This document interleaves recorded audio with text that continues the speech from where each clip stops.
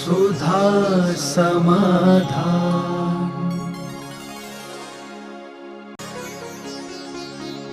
नमोस्तु गुरुदेव।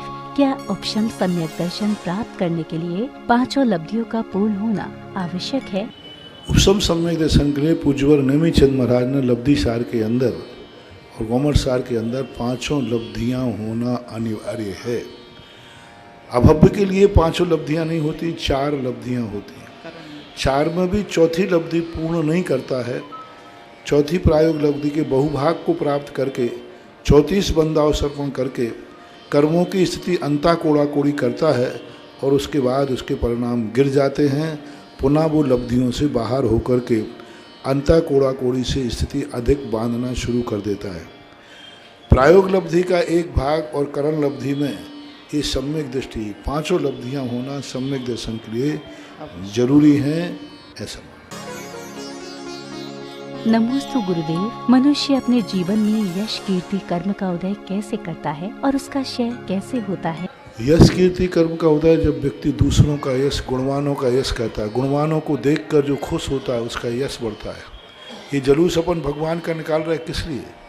मैंने आज कहा था ना, भगवान के जुलूस निकालने से भगवान को कोई फर्क पड़ने वाला नहीं है। जो भगवान की जय बोलेगा उसकी कल जय बोलेगी, जो भगवान की प्रभावना करेगा उसकी प्रभावना होगी। तो धर्म एक निमित्त बनता है। तो गुणवानों को देख करके हम हर्षित होते हैं और उनकी गुणानुवाद हम जितना करेंगे उतना हमारा यश कीर्ति बढ़ती है। यश कीर्ति का क्षय होता नहीं, किया नहीं जाता। यश कीर्ति अपने आप 14वें गुण स्थान में जा कर के अपने आप समाप्त हो जाती है। यश कीर्ति को कौन क्षय करेगा? यश कीर्ति कोई चाहता है कि क्षय करेगा? अभी आचार्य महाराज ने कुंडलपुर के अंदर बहुत बड़ी बात कही, पुण्य की कभी निर्जरा की नहीं जाती।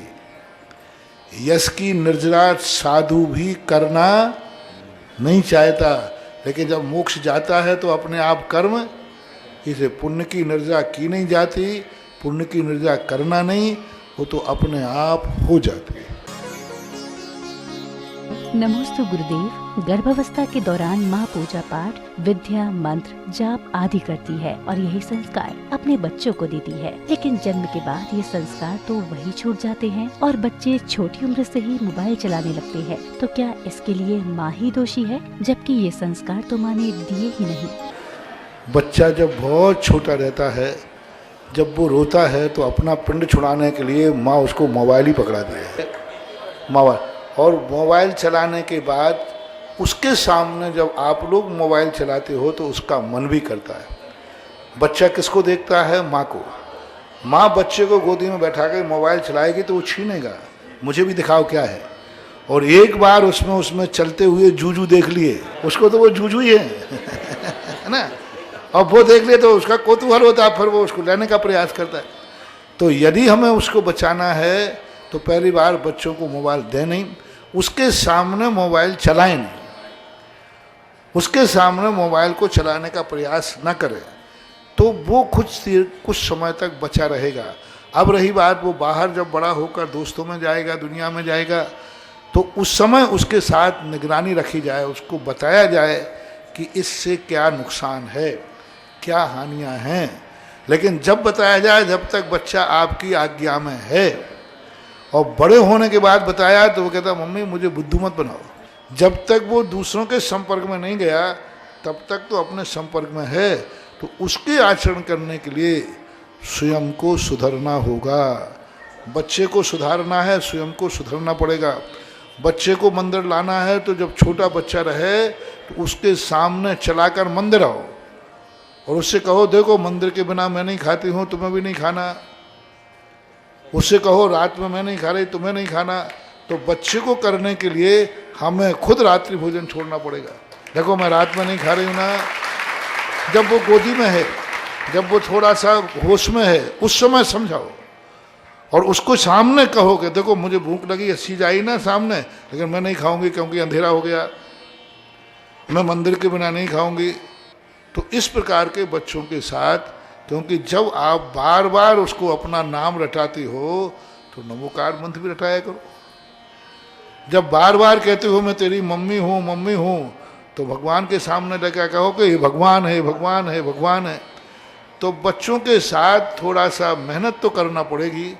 यदि कर सकते हैं तो बहुत हद तक, हम 100% तो नहीं कहेंगे, क्योंकि अच्छे संस्कार के बाद भी कई बार बच्चा बिगड़ता है तो पूर्व भाव का कर्म लेकर के आया है, क्योंकि अपने कर्म के भी संस्कार पूर्व भाव के होते हैं। उस कारण कई बार वर्तमान के संस्कार कमजोर पड़ जाते हैं। नमोस्तु गुरुदेव, किसी व्यक्ति पर क्रोध करते समय हमें क्या सोचना चाहिए और हम उसका पश्चाताप कैसे करें? क्रोध आता है उस समय सबसे पहले यही सोचना है जिस पर क्रोध आ रहा है, यदि इतना क्रोध कोई मेरे पे करेगा तो तुम क्या करोगे? जैसे तुम्हें गुस्सा आया, उसी समय कोई तुम्हारे पे क्रोध करेगा तो तुम क्या करोगे? तो नहीं, वो तुम्हारे ऊपर क्रोध कर रहा है कोई, तो बुरा लगेगा। तो हमें ये सोचना चाहिए कि मेरे क्रोध करने से इसको बुरा लगेगा। और दूसरा, क्रोध के संबंध में मैंने कहा हानि लाभ। क्रोध करने पर हमारा नुकसान कितना हुआ, कितनी देर के लिए शांति भंग हो गई, और क्रोध करने के बाद फिर उसके बाद जो माथा गर्म होता है कितना नुकसान हुआ। एक बार गुस्सा करने के बाद घंटों तक मन नहीं लगता, कोई टेंशन बना रहता है। इसलिए हानि लाभ पर विचार करना चाहिए तो उस पर होता है। और बचने का उपाय है, जब क्रोध आए तो मौन ले लेना चाहिए संकल्प पूर्वक। मौन ही बचने का उपाय है। मौन ले लो, उस स्थान से थोड़े हट जाओ तो वो क्रोध शांत हो जाता है। एक बेटा था, वो मरते समय उसके पिताजी ने कहा बेटा मेरी एक अंतिम इच्छा पूरी करना। तो बेटा कहता पापा गुस्सा मत त्याग कराना, क्योंकि पापा जिंदगी भर गुस्सा मत कर, गुस्सा मत कर। मारा पापा गुस्सा मत त्याग कराना। बाकी सब ने नहीं बेटा गुस्सा त्याग नहीं कराऊंगा, वो तो तेरा जीवन है। बस एक बात करूँ, कहते जब भी तुझे गुस्सा आए 1 घंटे बाद करना, त्याग नहीं कराना मुझे, 1 घंटे बाद करना। बोले ये तो चल जाएगा, और जब भी गुस्सा आए 1 घंटे बाद करो। देखता हूँ बेटा 1 घंटे बाद निपटाऊंगा। अभी गुस्सा आ रहा है और सामने वाले से क्या कहा उसने, मैंने नियम लिया है अब बेटा मैं 1 घंटे बाद निपटाऊंगा। 1 घंटे बाद क्या खाक निपटाएगा? गुस्सा और ये उत्तेजनाएं जितनी होती हैं ये क्षणिक होती हैं, इनको थोड़ी देर के लिए आउट कर दो, अपने आप शांत हो जाते हैं। थोड़ी देर के लिए माइंड आउट करना है, थोड़ी देर से स्थान से हट जाओ, बस शांत हो जाता है। क्योंकि ये कोई शरीर की बीमारी नहीं है, ये मन की हवस है, मन का एक प्रकार का आवेग है, उसको शांत। नमोस्तु गुरुदेव, जैन आगम के अनुसार जीव और अजीव तत्व का श्रद्धान कब और कैसे होता है? जीव और अजीव का सिद्धांत तो स्वयं करना चाहिए कि मैं खुद जीव हूँ। सुख दुख की अनुभूति जिन जीवों को होती है वे जीव हैं। अभी मैंने कहा ना कि दूसरे के साथ जो हम व्यवहार कर रहे हैं उससे पूछो कि उसे अच्छा लग रहा है या बुरा, अच्छा बुरा लग रहा है या ना, वो जीव है। पुद्गल के साथ जो हम व्यवहार करते हैं अजीव के साथ, उसके साथ भी हमारा व्यवहार वैसे ही होना चाहिए जैसा एक उपकारी के प्रति होता है, क्योंकि पुद्गल हमारे ऊपर उपकार करता है। शब्द बंद सूक्ष्म स्थूल आदि ये सब जो हैं पुद्गल के उपकार हैं। तो पुद्गल को हमें साधन के रूप में स्वीकार करके कि इस सृष्टि का जो भी निर्माण है, संसार का जो भी निर्माण है, वो पुद्गल के बिना नहीं हो सकता। इसलिए जीव तत्व का सिद्धांत और अजीव तत्व का सिद्धांत, अजीव 5 होते हैं, पुद्गल, धर्म, अधर्म, आकाश और काल, ये 5 अजीव तत्व हैं। इन अजीब तत्वों का क्या स्वभाव है, क्या नेचर है, धर्म का अधर्म का क्या है, हमारे जीवन से इनका नैमित्तिक संबंध क्या है, ये क्यों बनाए गए हैं, यदि ये नहीं होते तो फिर सृष्टि का परिणमन कैसा होता, ये सारी चीज़ों पर विचार करना। पुद्गल हमारे जीवन में आता है तो किस रूप में हमारा सहयोगी है, किस रूप में हमारा अनिष्ट कर सकता है, हमें क्या व्यवहार करना चाहिए पुद्गल के साथ में कि वह हमारा अनिष्ट न कर पाए, आदि आदि ये सब बातों पर अजीब तत्व के चिंतन करना चाहिए। और मैं जीव हूँ मैं जीव के साथ, द्रव्य के साथ साथ ज्ञायक भी हूँ। अपने जीव की असाधारण विशेषताओं पर ज्ञान करना चाहिए। सारी दुनिया, सारे जीवों में ज्ञेयपना है, लेकिन जीव में ज्ञेय के साथ ज्ञायकपना भी है। मैं ज्ञाता हूँ, मैं ज्ञानी हूँ। और अब जब 4 मूर्खों में एक ज्ञानी हो, 10 मूर्खों में एक ज्ञानी हो, तो मूर्ख जो कर रहे हैं वही करना चाहिए कि ज्ञानी को अलग करना चाहिए? तो हमें सोचना चाहिए, मैं जीव तत्व हूँ, ज्ञानी हूँ, तो मुझे व्यवहार ज्ञान का करना चाहिए।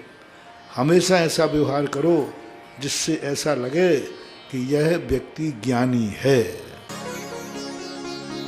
नमोस्तु गुरुदेव, जिनेंद्र भगवान का मंदिर बनाने में कौन सा विशेष पुण्य फल प्राप्त होता है? सबसे बड़ा अतिशय तो उसी समय हो गया कि एक हनुमान ताल मंदिर, उनके जिनालय बोलते ही अतिशय शासनोदय तीर्थ क्षेत्र बन गया। आज तो मैंने अमित बाबू को नहीं ठोका, क्योंकि ये पुरानी बात बोल रहे थे। अब यदि हनुमान ताल शब्द बोला अभी तो बोलना पड़ेगा, क्योंकि अभी उसको याद दिलाना है कि किसका नाम रखा शासनोदय, तो वो बताना पड़ेगा। तो अभी बताने के लिए तो 2-4 बार बोलना पड़ेगा। तो शासन, ये सबसे बड़ा पुण्य देखो, निर्माता जिन्होंने मूर्ति बनाई थी वो तीर्थ क्षेत्र नहीं बना पाए उनकी मूर्ति, और मंदिर बनाने वाले ने भाव किया तो मंदिर की मूर्ति ने तीर्थ का रूप ले लिया। ये सबसे बड़ा अतिशय। रही बात पुण्य की बात कि भगवान, एक व्यक्ति में पूछता हूँ, एक व्यक्ति ने बेटे को जन्म दिया और वो बेटा छोड़ दिया अथवा अनाथ हो गया, और एक व्यक्ति ने उसका पालन किया उठा करके, बताओ दोनों की पुण्य बताओ। एक जन्म दे के छोड़ दिया अथवा मरण को प्राप्त हो गए और अनाथ बचा, और एक व्यक्ति ने उठा के उसको पालन किया, इसका पुण्य बताओ। बस वो मूर्ति जिन्होंने बनाई थी, किरी काल के थपेड़ों में आकर के वो कहीं भी खंडहर का रूप ले गई, और खंडहर से रूप लेकर के यहाँ पर जबलपुर आई। जबलपुर वालों ने भी उसे लावारिस मानकर, जो है तो मेरे देखो मैं सीधी कहता हूँ, लावारिस मानकर एक सामान मूर्ति आई मान करके गेट के बाजू में एक आले में बैठा दिया, जैसे वो उसको चौकीदार बना दिया हो। मुझे याद है वो स्थान, ध्यान रखना। एक जब घुसते थे ना प्रवेश, तो साइड में एक बना था, तो ऐसे बैठा दिया जैसे कोई पड़ी हुई मूर्ति थी, पड़ा हुआ जुगरादा, चल आ जा मेरे यहाँ चौकीदार बन जाना। तो सामान रूप से बना दिया। लेकिन आज उसके लिए जिसने पालन किया, स्थान दिया, आज तुम उसके लिए उच्चासन दे रहे हो, आज उसके लिए तुम मंदिर बना रहे हो। आज तो उस पुण्य के लिए तो धारण रूप मानना, उससे कितना अनंत गुना होगा कि एक आदिनाथ भगवान के लिए तुम उनके लिए जिनालय दे रहे हो। भगवान को जिनालय नहीं दे रहे हो, तुम अगले भाव में अपने विमान का इंतजाम कर रहे हो। जिनेंद्र भगवान को मैं सदा कहता हूँ कि हर क्रिया में अलग अलग पुण्य है। हर व्यक्ति को आवास दान देना चाहिए। क्यों देना चाहिए? क्योंकि आवास दान नहीं दे के मरोगे तो ऐसे बाप के जन्मोगे माँ के यहाँ फुटपाथ पर, और फुटपाथ पे जन्म लेने वालों का कोई भरोसा नहीं, कब सलमान खान की कोई भरोसा नहीं। इसलिए मेरा भाव है कि हमारा भक्त जहाँ भी जन्मे वो कम से कम अपने बाप के मकान में जन्मे, जो उनका खुद का मकान हो। और ये मकान किनको मिलता है? जिन्होंने आवास दान दिए। 4 आवास दान। पहला आवास दान जिनेंद्र देव को, ये मंदिर जिनेंद्र देव का आवास दान है। दूसरा आवास दान है गुरुदेव को, संतशाला बनाना गुरुओं का आवास दान में लिया। तीसरा आवास दान है साधर्मी को, कोई साधर्मी के पास आवास रहने की व्यवस्था नहीं है, उसको दे देना। चौथा आवास दान है पशु पक्षियों को, गौशाला को, गाय को। ये 4 आवास दान में से कोई ना कोई आवास दान तुम्हें देना ही है। गाय बैलों को, पशु पक्षियों को आवास दान, उनको रहने की व्यवस्था। गाय बैल पशु पक्षियों को करोगे आवास दान तो आप जहाँ मरोगे तो आपके बाप का खुद का मकान होगा, खुद के मकान में जन्मोगे। मनुष्यों को साधर्मी को आवास दान दोगे तो आप जहाँ जन्मोगे उसके बाप का बंगला होगा, कोठी होगी, चलो कोठी होगी। और मुनिराजों को यदि आप संशाला बनाओगे तो आपके पास महल होगा। और यदि जिनेंद्र को बनाओगे तो आपके पास विमान होगा, कल्पवासी देवों का होगा। जिनेंद्र भगवान का जो मंदिर बनाते हैं वे नियम से कल्पवासी देवों में जन्मते हैं, जिनके आवास के लिए विमान उपस्थित होता है। रावण के संबंध में आता है कि रावण ने पूर्व भाव में जिनेंद्र के जिनालय बनाए थे, उसी के परिणाम स्वरूप उसको पुष्पक विमान मिला था। तो विमानों का स्थिति बनती है। अतीत कर्म का पुण्य जब पुण्यानुबंधी पुण्य होता है, दो प्रकार का वैभव होता है, पापानुबंधी पुण्य और पुण्यानुबंधी पुण्य। पापानुबंधी पुण्य का उदय होता है कि जब वो व्यक्ति का धन दौलत आता है तो पाप की तरफ ले जाता है। ऐसे रावण का, रावण के पास जो पुण्य था एक नंबर का था, लेकिन उसने अपने धन का उपयोग किस में किया? भोग विलासिता में। अयोध्या लंका को सोने की बना दो, महल को सोने की बना दो, ये जो भाव हुआ तो इस प्रकार की प्रवृत्ति कहलाती पापानुबंधी। और संसार में आज पापानुबंधी पुण्य ज़्यादा है। जिनके पास धन आता है तो वो नियम से भोग विलासिता में खर्च, मकान है लेकिन पैसा आया है, इसका रिनोवेशन क्या बोलते, इसका अच्छा लगा दो। पैसा आया है, गाड़ी ठीक ठाक है, बिल्कुल सही गाड़ी गलत, लेकिन नया मॉडल। अब पैसा है, अब देखो गाड़ी थी लेकिन अब नया मॉडल। अब वो कहते हैं पैसा है तो मकान को एक बहुत ही उसमें रहने के स्थान में नहीं, एलिवेशन में। कई लोग तो एलिवेशन में करोड़ों रुपया लगा देते। तो अब ये पैसा आता है, ये पापानुबंधी पुण्य कहलाता है। और पुण्यानुबंधी पुण्य आता है तो व्यक्ति सोचता है कि देखो पैसा पुण्य से आया है, पाप में न लगा करके मैं इसको अच्छे कार्य में लगाऊंगा, धर्म में लगाऊंगा, औषधि दान में लगाऊंगा, आदि आदि ऐसे ज्ञान दान में लगाऊंगा, ऐसा परिणाम आता है।